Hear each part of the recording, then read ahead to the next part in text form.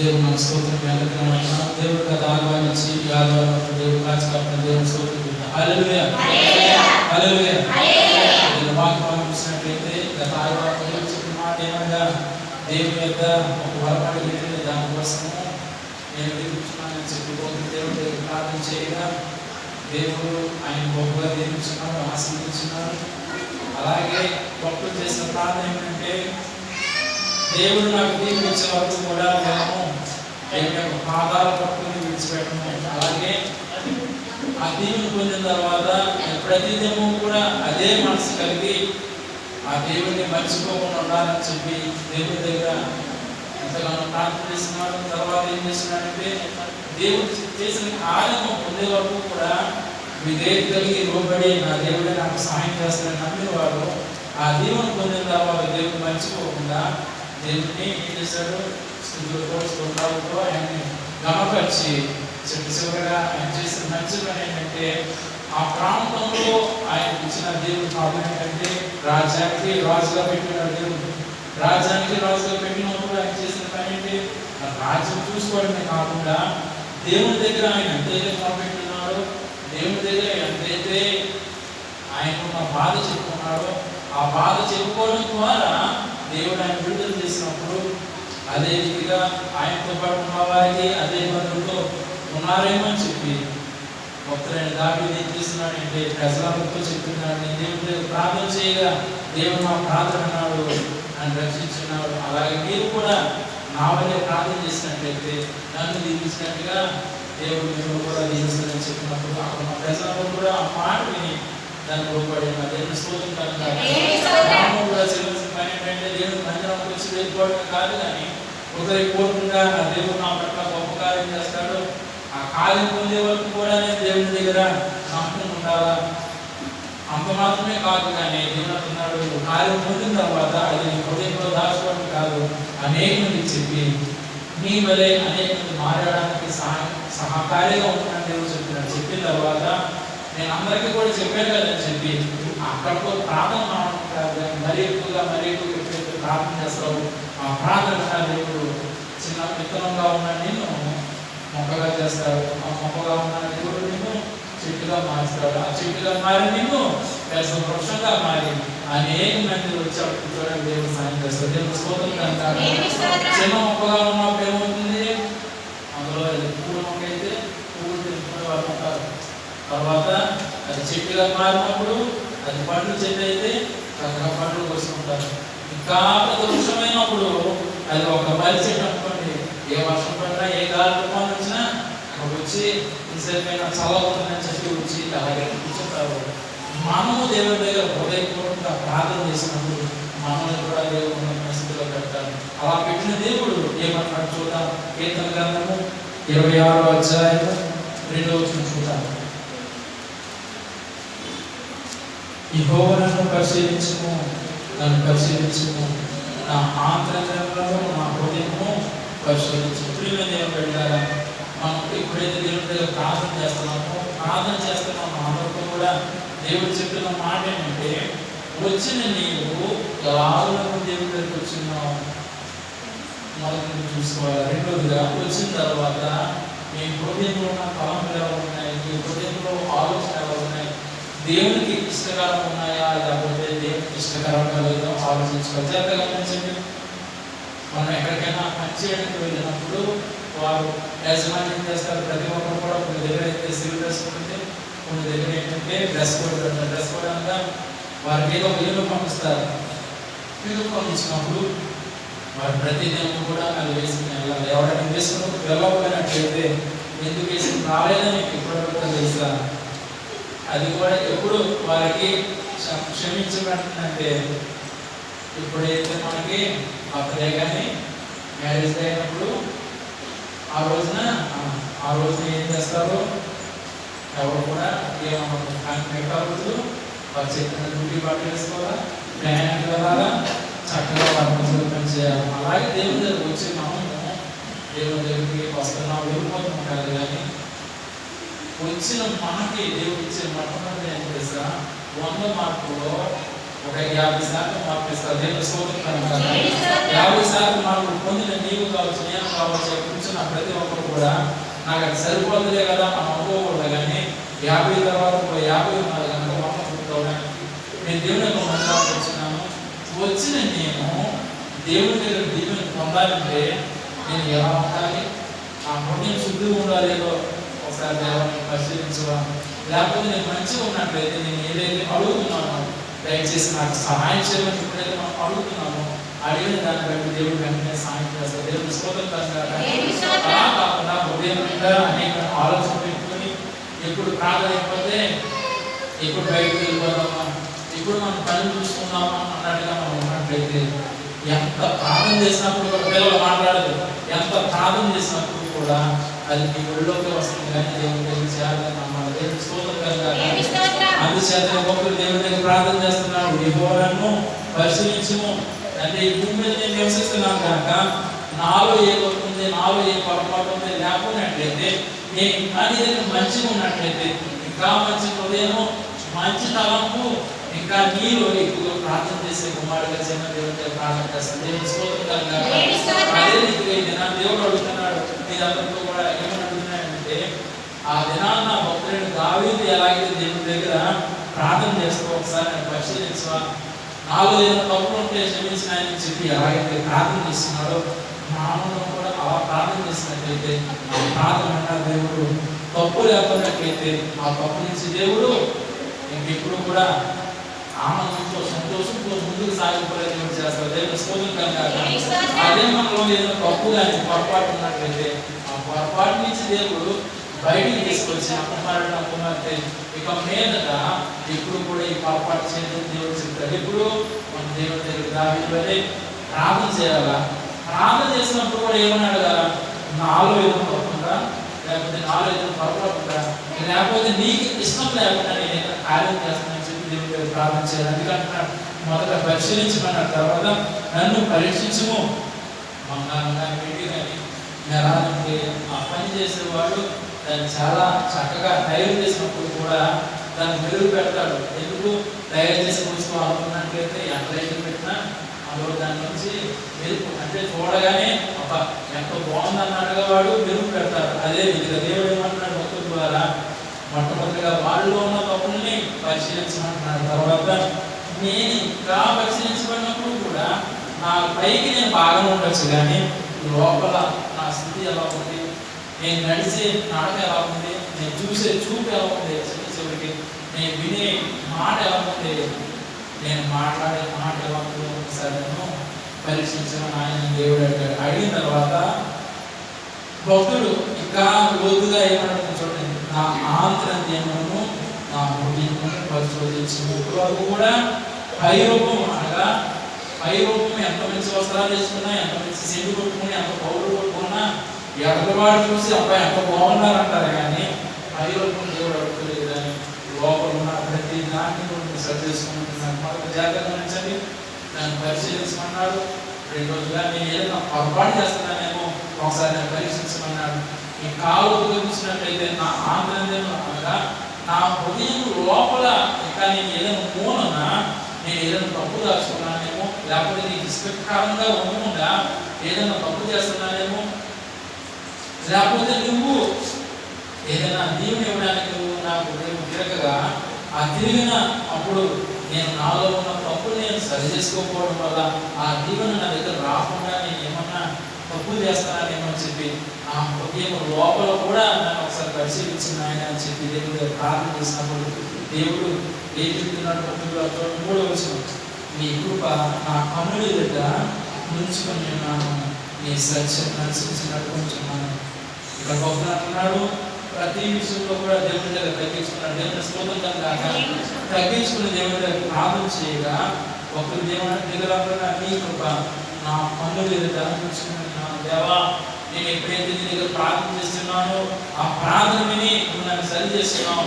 నా హృదయం ఉన్న ప్రతి ఒక్క తప్పును కూడా నువ్వు సరి చేస్తున్నావు. కాబట్టి నీవు ఇచ్చిన దీవెన నేను మర్చిపోకుండా, ఎవరైనా కొత్త వస్త్రాలు కొన్నా, కొత్త వస్తువులు కొన్నా అది ఇంకా ఓపెన్ చేయకుండా కానీ రాత్రి పడుకుంటారు. పొద్దున్న ఎలా ఉందో కోడి గుడ్డలు ఎలా పెడుతుందో అదే రీతిగా పెట్టింది లేదని ఎలాగైతే కోడి ఎన్ని పెడతారో అదే మీకు కొన్న వస్తువు కావచ్చు, కొన్న బంగారం కావచ్చు, కొన్న వస్త్రాలు కావచ్చు, చూసుకున్నారో చూస్తారు. అలాగే భక్తులు దేవుని దగ్గర అడుగుతున్నాడు, నువ్వు ఇచ్చిన దీవెన, నువ్వు ఇచ్చిన ఆశీర్వాదము, నీవు ఇచ్చిన ప్రతి ఒక్క మేలు నేను మర్చిపోకుండా ప్రతి దినము కూడా నా కన్నుగా ఉంచుకున్నాను. నీ సత్యము ఆలోచించి నడుచుకుంటున్నాను. నువ్వు ఇచ్చిన దీవెన, నువ్వు ఇచ్చిన ఆశీర్వాదం నేను ఎప్పుడు కూడా మర్చిపోకుండా నేను ఎప్పుడు కూడా నేను జ్ఞాపకం చేసుకుంటూ నా కళ్ళ ముందులో పెట్టుకున్నాను. అప్పబట్టే కాదు, నువ్వు ఇచ్చిన దీవెన కోసము, నువ్వు ఇచ్చిన ఆశీర్వాదం కోసము, నీవు ఇచ్చిన మేలు కోసము నేను మరీ ఎక్కువగా ప్రార్థన చేయాలి కనుక నీ సత్యంలో నేను నడుచుకుంటున్నాను. మొదట ఆయన అన్న మంచి మాట, నేను రాజు అయినప్పుడు కూడా ఒక చిన్న బిడ్డ ఎలాగైతే తల్లిదండ్రుల దగ్గరికి వచ్చి ఎలాగైతే అమ్మ నాకు ఇది కావాలని ఎలాగైతే అడుగుతారో అతి రీతిగా నేను అడిగినప్పుడు సహాయం చేసేది కనుక ఆ సహాయం పొందిన నేను మరీ ఎక్కువగా దేవుడు పొందాలి కనుక నీ సత్య మార్గంలో నడవడానికి ఇష్టపడుతున్నాను అంటే దేవుని స్తోత్రం కనుక దేవుని బిడ్డలారా ఈ లోకం చూసినట్లయితే ఏ దినాన్న ఏ సమయాన్న ఏమవుతుందో ఎవరికి తెలియదు. ఉదయం ఉంటున్నారు, మధ్యాహ్నం కల్లా వారి పరిస్థితి హాస్పిటల్లోనే ఉంటున్నారు, లేకపోతే భూమిని పిలిచి దేవుడు రాజకీయాన్ని వెళ్ళిపోతున్నారు. ఎందుచేత దేవుడు ఈ మాట చెప్తున్నాడంటే దావీదు కోసం చూసినప్పుడు భయంకరమైన కష్టం వచ్చినప్పుడు కూడా ఒకటే ప్రార్థన. ఏం ప్రార్థన అంటే, నేను రాజు కదా, నేను ఉన్నతమైన స్థితిలో ఉన్నాను కదా అని చెప్పి ఆయన వెళ్ళి ఆయన ఒక రూమ్లో కూర్చుని చక్కగా భోజనం చేస్తూ భోజనం తిరుగుతూ చక్కగా కోరుకోలేదు. కానీ రాజు అయినప్పుడు కూడా నా దేవుడు నా పట్ల గొప్ప కార్యం చేస్తాడు, నన్ను గుడ్డలు కాచుకుంటున్న వాడిని తీసుకొచ్చిన తర్వాత స్థాయిలో పెట్టినాడు కనుక నన్ను ఇంకా ముందుకు తీసుకుపోయేవాడు ఆయన కనుక నేను ఆయన మర్చిపోను, ఆయనలో ఇంకా ముందుకు పోతానని దేవుడు ప్రార్థిస్తున్న దేవుడు స్తోత్రం కనుక ప్రార్థన చేసిన తర్వాత 4వ వచనం చూద్దాం.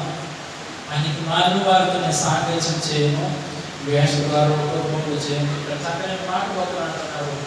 మనం ఎప్పుడైతే దీవెన పొందుతున్నామో, ఎప్పుడైతే ఆశీర్వాదం పొందుతున్నామో, ఆశీర్వాదం పొందిన మనం చేయని పని ఏంటంటే మన మనుషుల మధ్యలో ఉన్నప్పుడు కూడా ఎవరు మంచివారు ఎవరు చెడ్డవారు తెలుసుకుని మంచివారి దగ్గర ఉండాలా, చెడ్డవారి దేవుని స్తోత్రం చక్కని ఉదాహరణ దేవుడు దినాన్ని చక్కని మంచి బట్టలు వేసుకుని వస్తున్నారు, తెల్ల బట్టలు వేసుకున్నారు, రోగంలో బట్టలు వేసుకున్నారు. వచ్చిన మీరు మాసమైన బట్టలు వేసుకున్న వారు కూర్చుంటారా?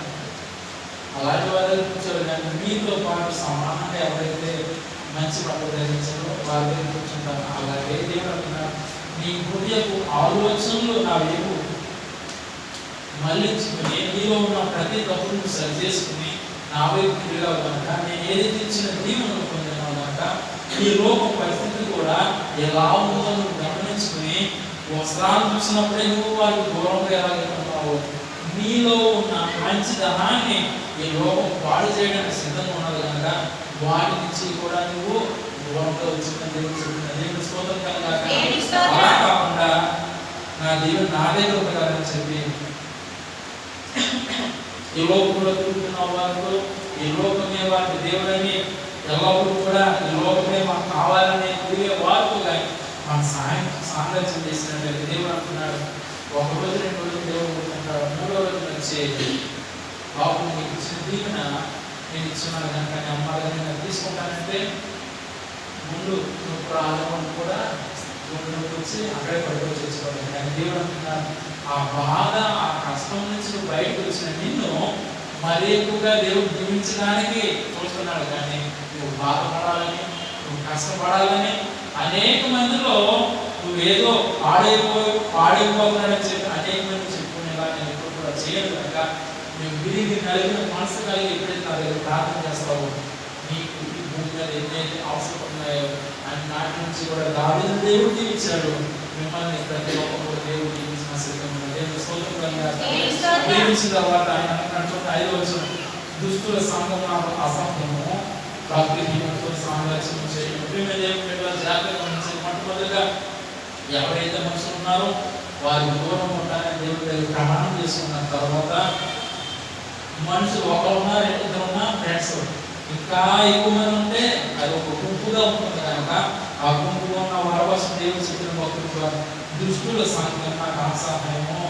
ఎవరైనా ఒక కార్యక్రమం పిలిచినప్పుడు మనం చేయవలసిన మొట్టమొదటి ఇది నా దేవునికి ఇష్టకరమా లేదా చూసుకుని వెళ్ళాలి. కానీ ఒక పిలిచాడు కదా సంవత్సరం ఒకసారి అని చెప్పి చూసుకుంటూ వెళ్ళిపోతే అదేదో గొడవైంది అనుకోండి, ఎవరి బాధ్యత? మనమా దేవుడా? మనమా కదా. ఎందుకంటే దేవుడు చెప్పిన మాట నువ్వు వెళ్ళొద్దని దేవుడు చెప్పాడు. మనం పట్టించుకోకుండా ముందుకు వెళ్ళిపోతాము. వెళ్ళిపోయిన తర్వాత నాకు ఏదైనా ఇబ్బంది వచ్చింది అనుకోండి, ఆ రోజున మొట్టమొదటిగా మనసు పలికే మాట ఏంటంటే, దేవుడు నాకు అన్నీ చెప్పాడు కానీ ఆ రోజున ఎందుకో ఆ గొడవ వస్తున్నట్టు చెప్పలేమో అనుకుంటాం. కానీ దేవుడు అంటున్నాడు, ప్రతి నిమిషం కూడా నువ్వు నడిచే మార్గం గుడి తట్టు తిరుగుతుందో ఎవరి తట్టు తిరుగుతుందో నీ మనసుకు తెలుసు. దాని తెలిసిన దేవుడు ఏమంటున్నాడు, మొట్టమొదటిగా నీ స్నేహితులు ఎవరైతే దేవుడు నమ్మట్లేదో వారికి దూరం ఉండమన్నాడు. అదే రీతిగా ఇంకా ఒప్పుకున్న ప్రజల మధ్యలోకి కూడా నువ్వు పోవాలంటున్నాడు. అలా దేవుడు అంటున్నాడు భక్తుల ద్వారా, భక్తిహీనులతో సాంగత్యం చేయకు.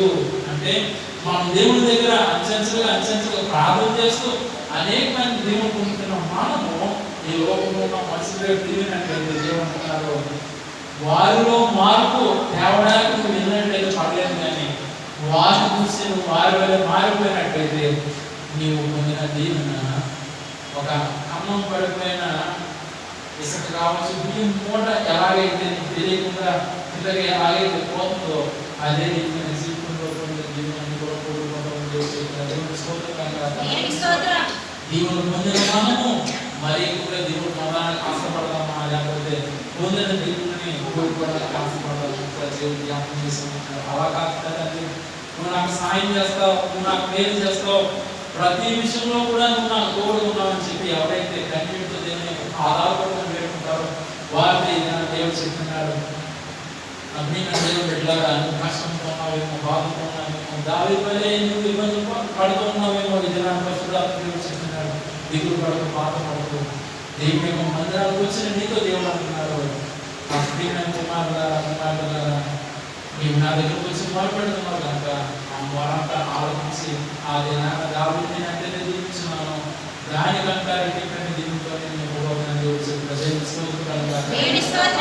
పొందిన మనం జీవన పడుతున్న పని ఏంటంటే, దేవుడు నాకు అందించాడు కదా బాగుంటుందని చెప్పి మంచి బిర్యానీ తెచ్చుకుని వాటిని మంచిగా మంటగా చేసి ఏం చేయాలో కొడుకోవాలి.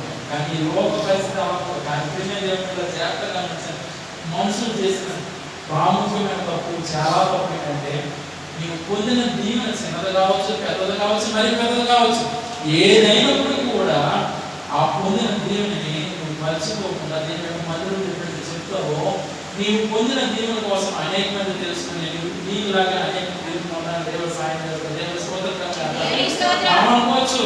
నేను కానీ చెప్పినట్లయితే వారు మాట్లాడలేదు లేదా తర్వాత సంగతి, అమ్మో నేను నాకు భయం కదా, నేను దేవుడి మందిరంలో ఎప్పుడు మాట్లాడలేదు కదా, నేను చెప్పినట్లయితే ఎలా ఉంటుందో అనుకోవచ్చు. కానీ ప్రియమైన దేవుడు పెట్టాలి, నేను దేవుడు అంటున్నాడు, పర్వతాల దేవుడు చెప్తున్నాడు, నీకు ఏదైతే అవసరం ఉందో అన్ని కూడా తీర్చిన నేను కనుక నువ్వు నా దగ్గర చెప్పుకోవడానికి, అలాగే సంఘంలో నీ పట్ల దేవుడు చేసిన కార్యాన్ని చెప్పడానికి నువ్వు సిగ్గుపడదు, భయపడదు దేవుడు చెప్తున్నాడు. దేవుడు స్తోత్రం చెప్పి భక్తుల ద్వారా వల్ల అదే అధ్యాయం చూద్దాం. ఆయన అంటున్నాడు, ఎక్కువగా నీ నివాస మందిరము నీ తేజో మహిమను అందించుతావు నేను ప్రేమించున్నాను. ఇక్కడ మళ్ళా భక్తుడు అంటున్నాడు, నువ్వు ఇచ్చిన దేవుని ఎంతో గొప్పది, నువ్వు ఇచ్చిన ఆశీర్వాదం ఎంతో గొప్పది, అలాగే నీవు నా పట్ల ఎంతైతే కార్యం చేస్తున్నావో అంటున్నాడు, నీ తేజో మహిమ అందించుస్తావు అనగా ఎక్కడైతే నీ యొక్క దీవెన ఉందో, ఎక్కడైతే నీ యొక్క ఆశీర్వాదం ఉందో, ఎక్కడైతే నువ్వు నాకు మేలు ఇస్తున్నావో ఆ మేలిచ్చే ప్రదేశం దేవుని యొక్క మందిరము కనుక దాన్ని మర్చిపోకుండా ఎవరు కూడా ప్రేమిస్తున్నాను, అదే నా నివాసాలు అంటున్నాడు. ఈ వాక్యం వింటున్న మనందరం కూడా చేసుకోవాల్సిన విషయం ఏంటంటే, నా దేవుడు నా పట్ల గొప్ప కార్యం చేస్తాడు, నా కుటుంబం పట్ల గొప్ప కార్యం చేస్తాడు, ప్రతి విషయంలో కూడా దేవుడు నా చేపట్టుకుని నడిపిస్తానని నమ్మక కలిగి ఎప్పుడైతే నువ్వు ప్రార్థన చేస్తావో ఆ ప్రార్థన నా దేవుడు నిన్ను మర్చిపోకుండా ఉన్నతమైన స్థితిలో తీసుకెళ్తాడు. దేవుని స్తోత్రం అలా కాకుండా దేవుని యొక్క మందిరానికి వచ్చి ఏదో పాటలు వింటున్నాను, వాక్యం వింటున్నాను, ఏదో తిరిగి వెళ్ళిపోతున్నాను అన్న రీతిగా నీవు ఉన్నట్లయితే దేవుడు అంటున్నాడు, ఏదో వచ్చి వెళ్ళిపోయినట్లయితే వయసు పెరుగుతుంది, ఎవరి కాలం అయిపోతుంది, ముసలివాడు అయిపోతామేమో, కానీ నీ జీవితం మారు కనుక ఈ దినమే నీ జీవితం సరి చేసుకుని దావీదు ప్రార్థించి దావీదు పొందిన దీవెనతో పాటు దేవుడు అంటున్నాడు మరియు దేవుడు స్థానం దేవుని స్తోత్రం చూసిన తర్వాత దేవుడు ఏమన్నాడు చూద్దాం. కీర్తన గ్రంథము 25వ అధ్యాయము 9వ వచనం చూద్దాం. నా న్యాయములను బట్టి ఆయన దీవులను నడిపించున్నాను ఎప్పుడైతే దేవుని దగ్గర ప్రార్థన చేస్తున్నావు, ఎప్పుడైతే ఏది కలుగుతున్నావో దేవుడిని విడిచిపెట్టుకుంటా. ఆయన ఏమంటున్నాడు, ఏదైతే నీకు అవసరం ఉందో అవసరం ఉన్నవన్నీ కూడా దేవుడిని పిలిచి మంచి మార్గంలో నడిపిస్తాను. దేవుని స్తోత్రం కలుగుగాక. నడిపించడమే కాకుండా నువ్వు నడిచే మార్గం ఎలా ఉందో దేవుడు ప్రతి నిమిషం కూడా దేవుడు అంటున్నాడు నీ చేయి పట్టుకుని నడిపిస్తానంటే దేవుడు వెళ్ళిన దేవుడు వచ్చిన మీతో అంటున్నాడు. మనసు అనుకోవచ్చు దేవుడి జనాలు మాతో మాట్లాడడం దేవుడు సిద్ధంగా ఉన్నాడు, నాతో మాట్లాడతాడా లేకపోతే పక్కవారితో మాట్లాడలేదు, నాతో కూడా మాట్లాడతాడు లేదని నీకు హృదయం అనుకోవచ్చు. కానీ దేవుడు అంటున్నాడు ప్రతి నిమిషం కూడా మీతో మాట్లాడడానికి దేవుడు సిద్ధంగా ఉన్నాడు. దేవుడు స్తోత్రం. ఆ సిద్ధంగా ఉన్న దేవుడిని నీ హృదయంలోకి ఆహ్వానించి నీకు ఏ కష్టం ఉందో, ఏ బాధ ఉందో, ఏది ఉందో పక్కవారు చెప్పకపోయినా పర్లేదు, కానీ నీ హృదయంలో చెప్పుకొని ఆ దేవా ఇది నా సేవకుడు ద్వారా ఏదైతే మాట్లాడుతున్నావో ఆ కార్యాలన్నీ కూడా నేను చూడాలని ఆశపడుతున్నాను, ప్రతిదీ కూడా నేను మీరు పొందాలని ఆశపడుతున్నాను. ఆయన ఒకసారి దయచేసి నా తిరిగి నాకు సహాయం చేయాలి. కొద్ది నిమిషాలైనా నీ హృదయంలో ప్రార్థన చేసుకున్నట్లయితే ప్రభువు రాసిన దేవుడు అంటున్నాడు, నా కుమార్తె నువ్వు సేవకుడు మాట విని నీ హృదయంలో నువ్వు మాట్లాడుతున్నావు కనుక అప్పుడు రాజ్యంలో ఏదైతే ద్వారాలు పడిపోయినాయో అవన్నీ కూడా తెలిసి నీకు రావాల్సిన ప్రతిదీ ఇవ్వడానికి దేవుడు సిద్ధంగా దేవుడు చెప్తున్నాడు. దేవుడు స్తోత్రం చూసిన తర్వాత దేవుడు ఏమంటాడు 10వ వచనం, ఆయన చేసిన నిబంధనను ఆయన నియమించిన శాసనం గైకొన్న వారి విషయంలో ఆయన త్రోవలని ఉపాసించను. ఎప్పుడైతే నువ్వు దేవుని యొక్క మాట వింటావో, ఎప్పుడైతే నువ్వు దేవునికి లోబడతావో, దేవుడి పట్ల ఏదైతే కార్యం చేస్తానని చెప్పి ఒక మాట చెప్పి ఉన్నాడో ఆ మాట చెప్పిన దేవుడు ఏమంటున్నాడు, నేను విడిచిపెట్టడు కానీ నేను ముందుకు తీసుకుపోతాను. దేవుని స్తోత్రం కానీ అందుకే దేవుడు అంటున్నాడు భక్తుల ద్వారా ఆయన చేసిన నిబంధనను ఆయన నియమించిన శాసనం గైకొన్న వారి విషయంలో ఎవరైతే దేవుని యొక్క మాట వింటారో, దేవుడు ఏదైతే మాట చెప్పినాడో దాన్ని మర్చిపోకుండా దాన్ని తగ్గట్టుగా ఎవరైతే జీవిస్తారో వారు జీవించిన వారి కోసం దేవుడు అంటున్నాడు ఎక్కువ త్రోవలని కృపాసత్యములై ఉన్నవి. అందుకే ఎప్పుడైతే నువ్వు దేవుని యొక్క మాట వింటున్నావో, దేవుడు మన పట్ల ఏ కార్యం చేస్తానన్నాడో, లేకపోతే బైబిల్ గ్రంథంలో ఏదైతే ఒక నియమావళి దేవుడు పెట్టి ఉన్నాడో దానికి తగ్గట్టుగా నువ్వు ఎప్పుడైతే జీవిస్తున్నావో దేవుడు అంటున్నాను ప్రతి విషయంలో కూడా నీ చేయి పట్టు నడిపించమే కాదు కానీ త్రోవలని ఉపాసత్యములైన త్రోవలని అనగా నువ్వు నడిచే మార్గాలన్నీ కూడా ఆనందంతో సంతోషంతో పక్కవాడు నేను చేయబట్టి బయట లాగేదన్న చూసినప్పుడు కూడా వాటిని దేవుడు కాల్చివేసి నేను మంచి మార్గంలో ఎప్పుడు నీ హృదయపూర్వకంగా దేవుని ఆహ్వానించి దేవుని దగ్గర ప్రార్థన చేసి ఆ ప్రార్థన చేసిన తర్వాత దేవుని యొక్క దేవుని పొందిన తర్వాత అది నీ హృదయంలోనే దాచుకోవడం కాదు కానీ అనేక మందికి ఎప్పుడైతే చెప్తావో ఈ దేవుని ఆశీర్వాదం దేవుడు ఆశీర్వాదం యెహోవా నా పాపం బహు ఘోరమైనది, నీ నామం బట్టి దాన్ని క్షమించు. మరలా దావీదు అంటున్నాడు ప్రార్థన చేశాడు. మొదట ఆయనకు వచ్చిన కష్టాలు బట్టి ఆయనకు వచ్చిన బాధ బట్టి దేవుడు ప్రార్థన చేస్తున్నాడు. ఆ ప్రార్థన దేవుడు ఆయన దీవించినాడు, ఆశీర్వదించిన తర్వాత కూడా ఆయన చేసే ప్రార్థన నేను ఇప్పుడేమైనా తప్పు చేస్తున్నానేమో, ఇప్పుడేమైనా పొరపాటు చేస్తున్నానేమో, ఇప్పుడేమైనా నీకు నచ్చకుండా ఏదైనా నచ్చని కార్యం ఏదైనా చేస్తున్నానేమో, దయచేసి నాలో ఉన్న ప్రతి ఒక్క పాపాన్ని విడుదల చేసి నీ నామం పెట్టి నన్ను క్షమించమని ఆయన దేవుని ప్రార్థన చేస్తున్నాను. దేవుని స్తోత్రం కలుగుగాక. దేవుని యొక్క మందిరంలో వచ్చిన ప్రతి ఒక్కరు కూడా దేవుడు చెప్తున్నాడు దావీదు ఎలాగైతే దేవుని పొంది ఉన్నాడో, ఆశీర్వాదం పొంది ఉన్నాడో, ఆ ఆశీర్వాదంలో ముందుకు సాగిపోతున్నప్పుడు కూడా మరలా ఏదో తప్పు చేస్తున్నాడేమో, పొరపాటు చేస్తున్నాడేమో, ఒకసారి నేను క్షమించిన ఆయన చెప్పి దేవుడి దగ్గర ప్రార్థన చేయగా ఎలాగైతే దేవుని ఆయన సరి చేస్తున్నాడు మనలో కూడా దేవుడు సరి చేయడం సిద్ధంగా. తర్వాత 11వ వచనం ఆయన ఏమంటున్నాడు చూద్దాం. యెహోవా నా పాపము బహు ఘోరమైనది, నీ నామం బట్టి దాన్ని క్షమించుము. మరలా దేవుడి దగ్గర దావీదు చెప్తున్నాడు, తండ్రి నేను ఏదైతే పొరపాటు చేస్తున్నానో, ఏదైతే తప్పు చేస్తున్నానో, ఏదైతే నీకు నచ్చలేని కార్యం చేస్తున్నానో అది చాలా గొప్పది. చాలా పెద్దది అయినప్పుడు కూడా నీవు నా పట్ల కార్యం చేస్తున్నామని చెప్పినప్పుడు నేను అవన్నీ కూడా సరి చేసుకోవడానికి నీకు కూర్చున్నాను ఆయన చెప్పి దేవుడి దగ్గర మొరపెట్టుకున్నాను. ఆ మొర విన్న దేవుడు అంటున్నాడు, నమ్మకాలు దిగులు పడకు, భయపడకు. నీకు ఏదైతే కష్టం వచ్చిందో, ఏదైతే బాధ వచ్చిందో అవన్నీ తీసివేయడమే కాకుండా నువ్వు దేనికోసమైతే ప్రార్థన చేస్తున్నావు అవన్నీ కూడా నేను క్షమిస్తాను. దేవుడి స్తోత్రం కనుక క్షమించిన తర్వాత దావీదు మరలా దేవుడి దగ్గర ఏం ప్రార్థన చేస్తాను చూద్దాం. యెహోవాయందు భయభక్తులు గలవాడెవడో వాడు కోరుకోవలసిన మార్గం ఆయన వాడిని బోధించిన దేవుడి స్తోత్రం కనుక ఎప్పుడైతే నువ్వు దేవుని మాట్లాడుతున్నావు, దేవుడు లోబడుతున్నావు, దేవుడు చేసే కార్యం కోసం ఎదురు చూస్తున్నావో ప్రతి దానికోసం కూడా మనకంటే ముందుగా దేవుడు తెలుసా తెలియదా?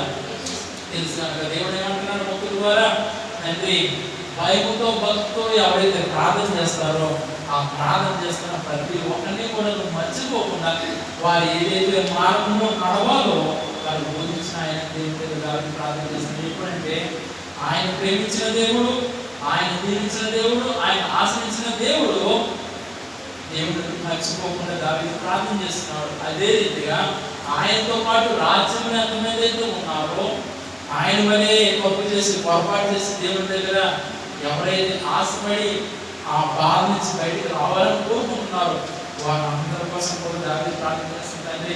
ఒకసారి దయచేసి నా మనవ ఆలకించి నాలో నుంచి ఉన్న ప్రతి తప్పుని అలాగైతే సరి చేస్తున్నావు అదే రీతిగా నా రాజ్యం ఉన్న ప్రతి ఒక్క బిడ్డకు కూడా బోధించి వారిని ఒక మంచి మార్గంలో పెట్టమని దేవుడు ప్రార్థన చేస్తున్నారు.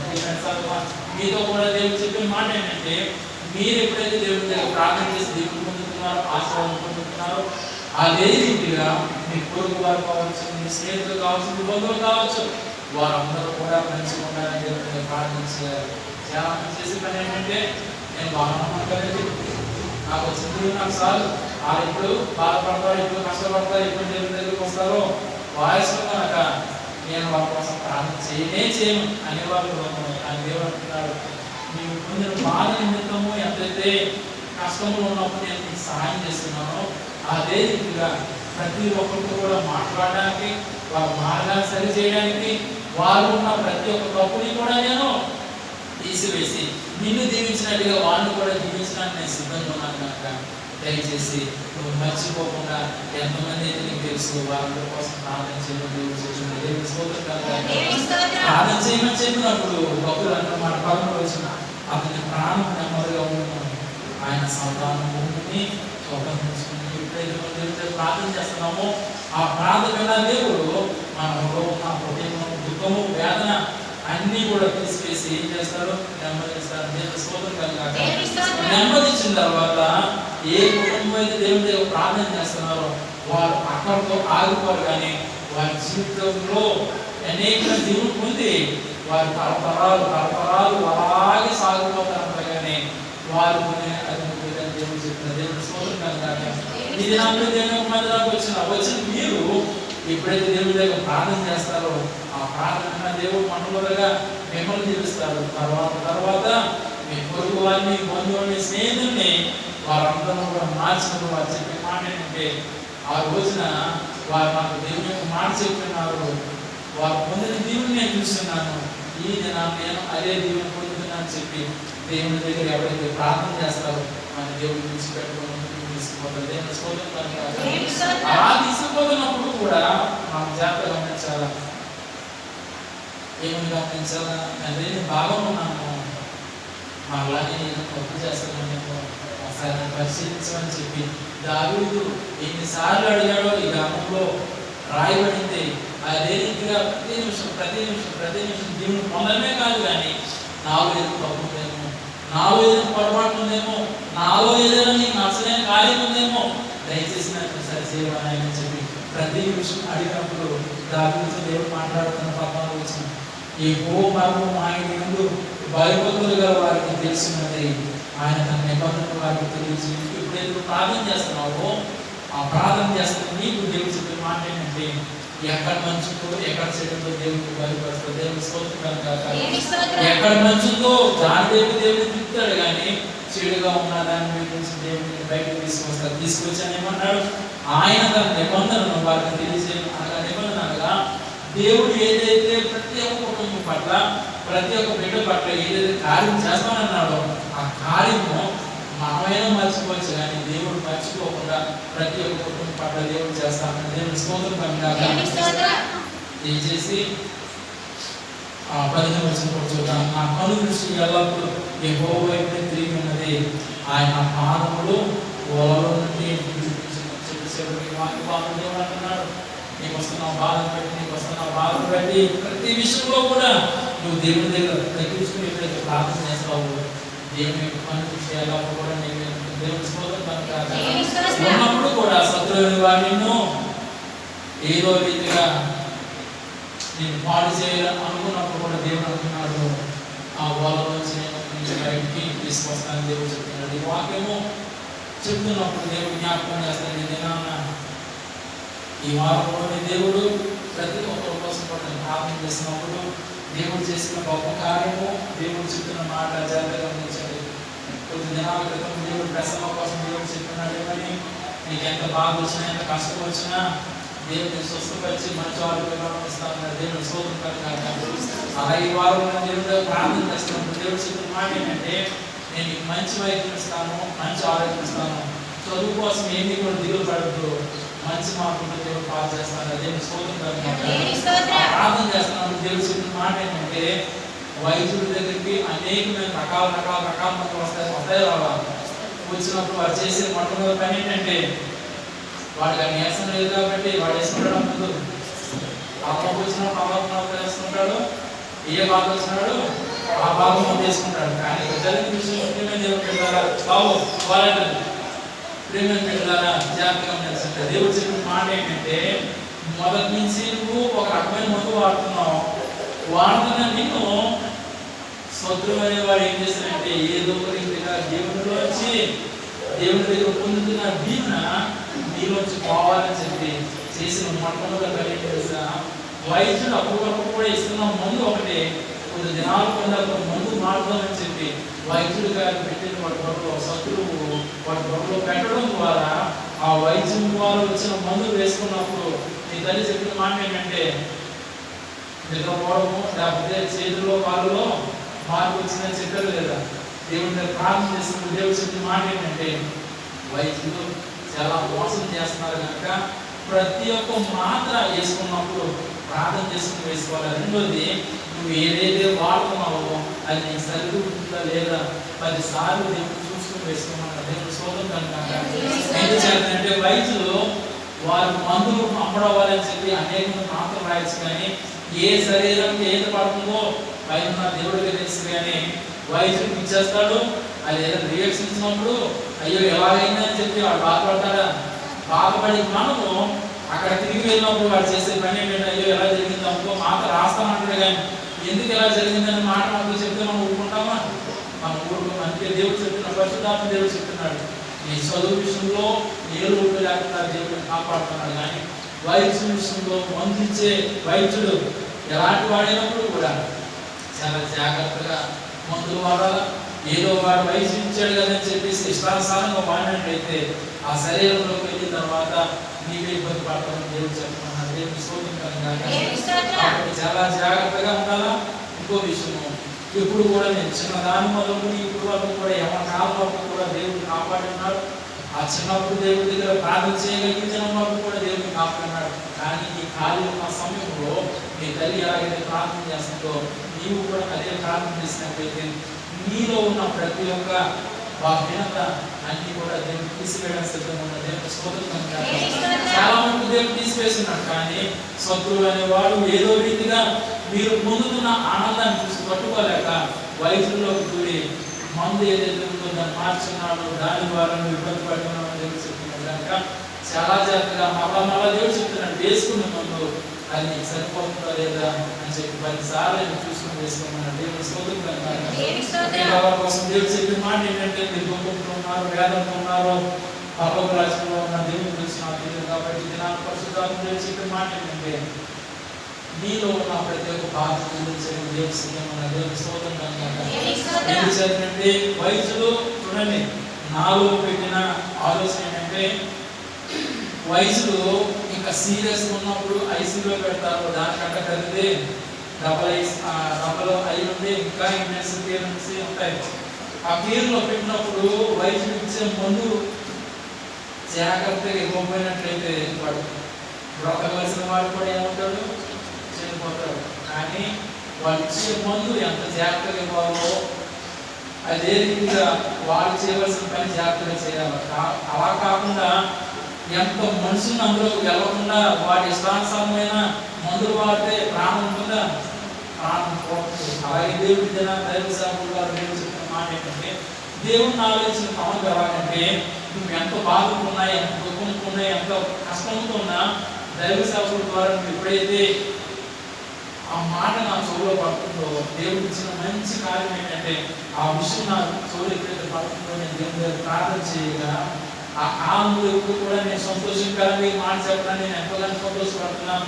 ఆ కాలంలో భక్తుల ద్వారా దేవుడు మాట్లాడేటప్పుడు శబ్ద రూపం కానీ, మెరుపు రూపం కానీ, భూకంప రూపం కానీ, అలాగే ఆకాశంలో ఒక గొప్ప మార్పు ద్వారా కానీ దేవుడు మాట్లాడేవాడు. ఆ మాట్లాడేటప్పుడు కూడా దేవుడు ప్రతిసారి మాట్లాడేవాడు కాదు, కానీ ఆ మాట్లాడము చాలా రోజుల తర్వాత అరుదుగా అని కూడా బైబిల్ గ్రంథం రాయబడింది. కానీ నాన్న సేవకుడు కానీ చెప్పే మాట ఏంటంటే, దేవుడు కలిగించే మాట ఏంటంటే, వారికంటే నేను గొప్పవాడు కాకపోవచ్చు, కానీ ఈ దినాన దేవుని దగ్గర కన్నీరు కాల్చి మొదలుపెట్టడం ద్వారా నా మొర ఆలకించి మీరు ఏ సమస్య చెప్పినప్పుడు కూడా ఆ సమస్య తగ్గట్టుగా జవాబు రావడానికి దేవుడు నాకు సహాయం చేస్తుంది. దేవుని స్తోత్రం కలుగుగాక. ఏం చేయాలంటే మనం భూమి మీద ఉన్నాం, పర్వత రాజ్యంలో దేవుడు ఉన్నాడు, అయినప్పుడు కూడా ఆయనకి మనకు పట్టున్నది ఒక మేఘం. దేవుని స్తోత్రం కలుగుగాక.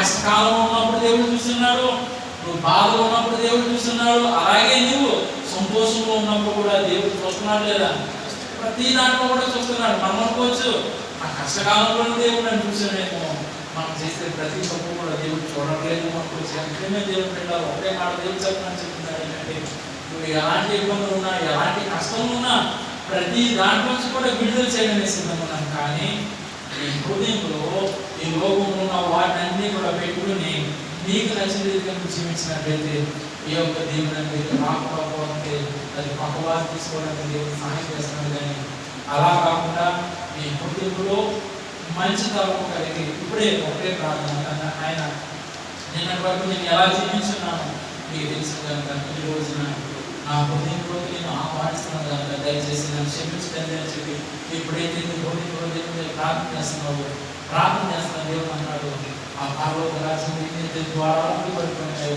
అన్ని కూడా దేవుడు తెరవడానికి దేవుడు సిద్ధంగా ఉన్నాడు. దేవుని స్తోత్రం. అప్పుడు బాగున్నామేమో, అనారోగ్య సమస్య ఉన్నామేమో, చదువులో ఇబ్బంది పడుతున్నామేమో, లేకపోతే ఉద్యోగ ఇబ్బంది పడుతున్నామేమో, ఏ ఇబ్బంది వచ్చినా ఏ బాధ వచ్చినప్పుడు కూడా పరిశుద్ధాత్మ దేవుడు నాకు చెప్తున్నాడు, దిగులు పడద్దు, భయపడద్దు, మీకు రావాల్సిన ప్రతి దీనిని కూడా నేను సిద్ధంగా ఉన్నాను. దేవుడు చెప్తున్నాడు.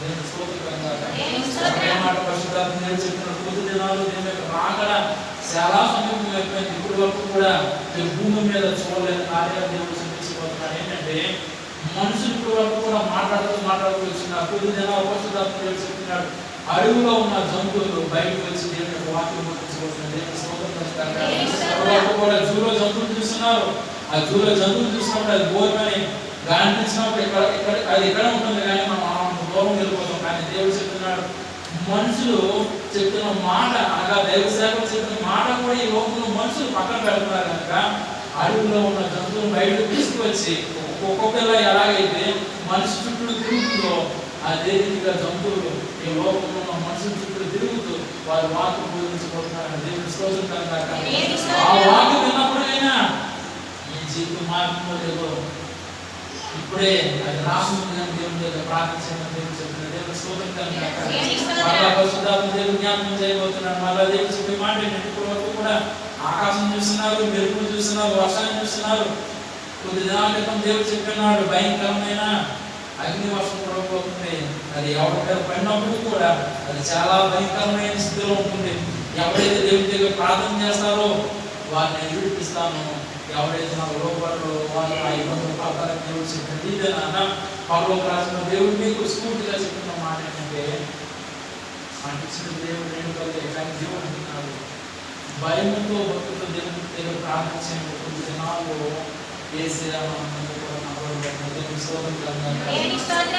కూడా ఫోటో రూపంగా చూడవచ్చు, లేకపోతే వేసే సినిమాలో చూడవచ్చు. కానీ దేవుడు పరిశుద్ధాత్మ దేవుడి దినాన సేవకుల ద్వారా పలికే మాట ఏంటంటే ప్రార్థన చేయడంలో కాదు, ప్రార్థనలో చూడవచ్చు. కానీ కొద్ది దినాల దేవుడు అంటున్నాడు ఆకాశం తెరవబడుతుంది, ఆకాశంలో ఆయన సింహాసనంలో కూర్చుని అటు ఇటు దేవతలతో నిలబడినట్టుగా మనం చూడబోతున్నాం. దేవుడు స్తోత్రం. చూడాలనుకున్నవారు ఎంతమంది ఉన్నారు చెప్పండి, ఎంతమంది చూడాలనుకుంటున్నారు? ఉద్యోగం బాబు కావాలా? కావాలనుకున్న వారు అందరూ దేవుడు చెప్తున్నారు. నీ టైం అయితే అందరూ చేస్తున్నారు. దేవుడు చెప్పిన మాట ఏంటంటే ఈ దేవుడు దేవుడు ప్రార్థన చేయాలి.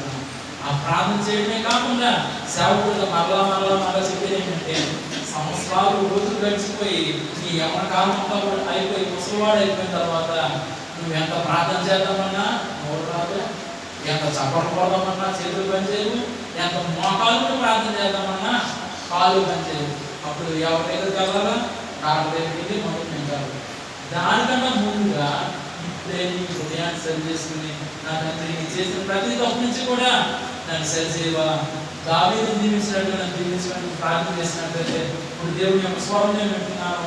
ఆ వింటున్న మాటను బట్టి దేవుడు చెప్తున్న మాట ఏంటంటే ఆ కుమారుడా ఎవరు హృదయంలో అయితే నన్ను ఆహ్వానిస్తున్నారు వారికి దేవుడు చెప్పమన్నాడు, మీకు ధరించుకున్న వస్త్రాలు మంచి మంచి వస్త్రాలు ధరించుకున్నారు, చక్కని సేతులు ధరించుకున్నారు. కానీ రాబోయే దినాల్లో మీరు పొందిన దీవెను చూసి అనేక మంది ఆశ్చర్యపడేలా దేవుడు చేయబోతున్నారు. దేవుడు స్తోత్రం కాదు, ఇద్దరు కాదు, ఎవరైతే దేవుడు ఆహ్వానిస్తున్నారో వారిని మరలా దేవుడు పరిశుద్ధాత్మ దేవుడు చెప్తున్న మాట చూడండి, వినండి, జాగ్రత్తగా వినండి. నేను వాక్యం పొందుతానని చూస్తున్నాను. ఇప్పుడే 12:40 అయినప్పుడు కూడా నేను 2 నిమిషాల్లో వాక్యం ముగించి ఆ దేవుడు చెప్పిన మాటలతో చెప్పి నేను చేస్తాను. దేవుడు అంటున్నాడు ఒకటే మాట, నా ప్రేమ దేవుడు వెళ్ళారా దేవుడు దూరంగా పెరగడంలో ఎన్నాళ్ళు మటుకు దేవుని యొక్క మాట వినకుండా నీకు నచ్చినట్టుగా జీవిస్తావు. ఎన్నాళ్ళు మటుకు నీవు ఆయన చెప్పే మాటను పక్కన పెట్టి నీకు నచ్చినట్టుగా జీవించినట్లయితే ఒక దినాన తెలియని రీతిగా సముద్రం ఒక కెరటం ఎలా నుంచి ఎలా వెళ్ళిపోతుందో ఒక దినాన్ని యేసయ్య భూమి మీద ఉన్న వారిని కూడా తన రాజ్యం తీసుకోవడానికి వస్తున్నాడు. వచ్చినప్పుడు నువ్వు సిద్ధపాటు కలిగిన ఒక సైనికుడి పై ఉంటే ఆ అందరితో పాటు దేవుని రాజ్యం అలా కాకుండా సేవకుడు చెప్పే మాట సేవకుడు మీకు నచ్చినట్టు మీకు నచ్చలేదు అప్పుడు కూడా దేవుడు క్షమిస్తాడు. కానీ అప్పుడు కూడా నీ జీవితం మారకుండా మార్పు లేకుండా ఉన్నట్లయితే ఒకటే మాట దేవుడు చెప్పమంటున్నాడు. పరిశుద్ధాత్మ దేవుడు మీలో ఉన్న ప్రతి భారం తీయడానికి దేవుడు సిద్ధంగా ఉంటాడు. కానీ మన జీవితం మనం సరి చేసుకోకుండా, మనలో ఉన్న ఆలోచనలు మనం సరి చేసుకోకుండా మనకు నచ్చిన రీతిగా చూపిస్తూ లోకమే నాకు దేవుడు, పిల్లే నాకు దేవుడు, బట్టలే నాకు దేవుడు, బంగారమే నాకు దేవుడు అనుకున్నట్లయితే పైన ఉన్న దేవుడు మర్చిపోయినట్లయితే దేవుడు అంటున్నాడు ఏమైతే ఉన్నాయో అవన్నీ కోల్పోయిన తర్వాత నువ్వు వచ్చి నా దగ్గర మాట్లాడడం కాదు, ఇప్పుడే అవన్నీ ఉండగా నా దగ్గర ప్రార్థించి ఇంకా నీకు ఏంటంటే దేవుని ఆశించిన దేవుడు సిద్ధంగా దేవుని స్తోత్రం. ఆశీర్వాదం కావాలా, దుఃఖం కావాలా? ఆశీర్వాదం కావాలని వాటితో దేవుడు చెప్తున్నాడు. ఇది నాన్న సేవకుగా నేను నిలబడ్డాను, కానీ నేను గౌరవించడం చూస్తున్నాను. ఒక తెల్లని వస్త్రాలు తీసుకున్నా ఒక వ్యక్తి నాయకుగా నిలబడి ఉన్నాడు. అది నాన్న మోసేతో దేవుడు మాట్లాడుతున్నాడు. పొదల నుంచి దేవుడు మాట్లాడుతున్నాడు. నా కుమారుడా నువ్వు పరువు దగ్గర వెళ్ళు, నువ్వు నదివాడైనప్పుడు కూడా నేను నీతో మాట్లాడుతాను, ఆ రాజ్యం ఉన్న వాళ్ళందరూ కూడా విడుదల చేస్తానన్నాడు. ఇదే నాన్న నా దేవుడు నాయకులు నాతో మాట్లాడుతున్నారు. ఆ మాట దేవుడు వింటున్నా మీరందరూ కూడా వింటున్నారు కనుక వింటున్నా మీకు దేవుడు చెప్తున్నాడు. అది నా మోసే దేవుడు ఎంతైతే గొప్పగా వాడుకుని అనేక మంది పొందడానికి దేవుడు సాయం చేస్తున్నాడు. ఇది నాన్న దేవుడు నన్ను కూడా అదే విధంగా వాడుకుంటున్నాడు. దేవుడు స్తోత్రాన్ని అని చెప్పి మీరు ఆలోచిస్తున్నారేమో, కానీ ఇదే నాన్న నా నోటి ద్వారా దేవుడు ఏదైతే పనిచేస్తున్నాడో అది నెరవేయడానికి దేవుడు సాయం చేస్తున్నాడు. అందుకే దేవుడు మరలా చెప్తున్నాడు. బైబిల్లో చెప్పిన మాట ఇది నా దేవుడు మరలా జ్ఞాపకం చేస్తున్నాడు. అనేక మందికి అనారోగ్యం ఉండొచ్చు, బాధ ఉండొచ్చు, ఇవో మాట చూపిస్తాను. దేవుడు అంటున్నాడు వైద్యులు నీ యొక్క రిపోర్ట్ చూసి, నీ స్కానింగ్ రిపోర్ట్ చూసి, లేకపోతే నీ బ్లడ్ రిపోర్ట్ చూసి ఇక్కడ కొన్ని సమయం కొద్ది దినాలు రోజులతో లేకపోతే మందులు వాడితేనే ఈ పరిచయ మందులు వాడితేనే కానీ నీ యొక్క ఆరోగ్యం బాగుపడదని వైద్యులు చెప్పచ్చమ్మా అవ్వదు. వైద్యులు చెప్పచ్చు, కానీ దేవుడు అంటున్నాడు ఇది నాన్న వైద్యులైనా చెప్పి నేను పక్కన పెట్టచ్చేమో, కానీ పరలోక రాజ్యం దేవుడు అంటున్నాడు వారిని ఆశ్చర్యపోతున్నా దేవుడు చేయబోతున్నాడు. దేవుని స్తోత్రం. మొదటి కుర్చీ మొదలు చివరి కుర్చీ వరకు మరి నువ్వు ఏ వేదంతో ఉన్నావు, ఏ బాధతో ఉన్నావు నాకు తెలియదు, కానీ పరలోక రాజ్యం దేవుడు అంటున్నాడు, నా పేరు పెట్టాను ఒక్కొక్కడు వేదన పడదు, ఒక దినం రాబోతుంది, ఆ దినం ఈ దినమే అని చెప్పి ఆలోచించకుండా నా దేవుడు నా పట్ల ఒక కార్యం చేసిన ప్రార్థించండి. ఆ ప్రార్థన నా దేవుడు ప్రతి నెల కట్టవలసిన ఈఎంఐలు కావచ్చు, అద్దె డబ్బులు కావచ్చు, గ్యాస్ డబ్బులు కావచ్చు, బియ్యం డబ్బులు కావచ్చు, ప్రతిదీ కూడా మీకు సమృద్ధికి ఇచ్చి అనేక మందికి సహాయపడగా దేవుడు చేయబోతున్నారు. అలా ఉండాలా? లేకపోతే ఎప్పుడు కూడా దుఃఖంతో వేదంతో ఉండాలనుకుంటున్నాను. దుఃఖంతో వేదంతో ఉన్న వారితో దేవుడు నాకు చెప్తున్నారు, దిగులు భయపడద్దు, ఎప్పుడు వచ్చే ఆశీర్వాదం కోసం చూడదు, కానీ ఈ దినమే నీకు ఇవ్వడానికి సిద్ధం ఉన్నాడు కనుక అలా దేవుడు చెప్తున్నాడు. పరిశుద్ధులుగా ప్రకటన చెప్పిన సేవకులుగా ఇది నా ఎంతమంది అయితే దేవుడు యొక్క మందిరానికి వచ్చిన్నారు, మీ కుటుంబానికి దుఃఖం ఉంది, ఎంత బాగుంది నాకు తెలియదు, కానీ దేవుడు అంటున్నాడు తిరిగి వెళ్ళేటప్పుడు నువ్వు ఆనందంతో సంతోషంతో వెళ్ళబోతున్నావు. అంతవరకు కాకుండా నీ ఇంట్లో ఎంతైతే అప్పు ఉందో కొద్ది దినాలు దేవుడు తెచ్చడానికి దేవుడు సిద్ధంగా ఉన్నారు. దేవుని స్తోత్రం కాక అప్పే కావచ్చు, చదువు విషయమే కావచ్చు, అనారోగ్య విషయం కావచ్చు, ఏదైనా కావచ్చు, దేవుడు తీర్చడానికి సిద్ధంగా ఉన్నాడు కనుక ఆయన యొక్క పాదాలు పట్టుకుని నేను ఎలాగైతే రోజు ప్రార్థన చేస్తున్నాను, దయచేసి మీరు కూడా అదే ప్రార్థన చేయండి. రాబోయే దినాల్లో చెప్పే సాక్ష్యాలు నేను వింటాను. ఆ కార్యం చేసిన దేవుడు పరలోక రాజ్యం విని ఆయన కూడా సంతోషించాలని కోరుతూ ఒకటే మాట, ఎన్ని మాటలు చెప్పినప్పుడు కూడా ఒక చోటు విని ఒక చోటు విడిచిపెట్టే వారు ఉన్నది, కానీ ఆ పరలోక రాజ్యం విడిచిపెట్టిన దేవుడిని మన దగ్గర నుంచి వెళ్ళిపోకుండా మన భక్తులను మరీ ఎక్కువగా దేవుడు కావాలని కోరుతూ దేవుడి కోరుతూ మంచి ఆమె